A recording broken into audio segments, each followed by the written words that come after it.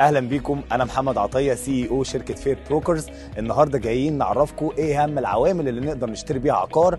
ايه هي لو اي حد مهتم بحاجه تجاريه سكنيه اداريه في العاصمه الاداريه في التجمع الخامس في مدينه الجلاله في مدينه العالمين، ايه هي العوامل اللي لازم يتبعها وازاي هنقدر نحلل لك تحليل دقيق جدا جدا لغايه ما تاخد احسن اختيار ليك.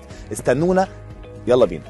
ناس كتير عايزه تستثمر في العقارات وعايزين يشتروا في العقارات ومش عارفين يشتروا فين. ازاي اداره فير بروكرز هتدي لك الاختيار الامثل؟ هتقول لك الشركه اللي ليها سابقه اعمال، الشركه اللي ليها استشاري هندسي، الشركه اللي ليها استشاري تنفيذي، الشركه اللي ليها شركه اداره ما بعد التنفيذ. عوامل رئيسيه جدا هنقدر نتخذها عشان ناخد احسن استثمار ليك.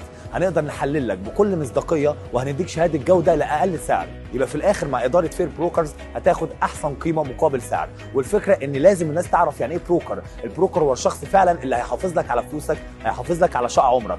ازاي يقدر يتعمل لك تحليل كامل؟ ازاي لو انت عندك مشكله ان انت تيجي المعرض، اداره فير بروكرز هتعمل لك معرض حصري لحضرتك، هيجي لك في اي مكان، في البيت، في الشغل، في اي مكان حضرتك متواجد فيه، عشان في الاخر تقدر توصل لاحسن اختيار قيمه مقابل سعر. استنونا وان شاء الله ناخد احسن ريت على مستوى العالم.